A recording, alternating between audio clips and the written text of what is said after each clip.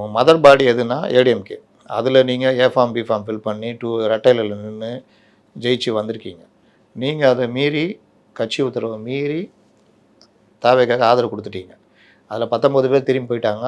அவங்கள ஏற்றுக்கிட்டாங்க. அவங்க மேலே இவங்க இது பண்ண மாட்டாங்க.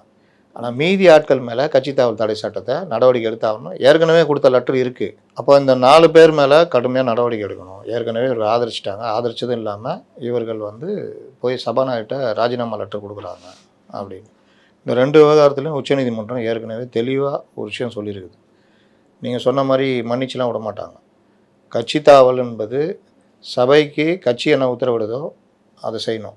அதுக்கு எதிராக செஞ்சால் கட்சி தாவல்.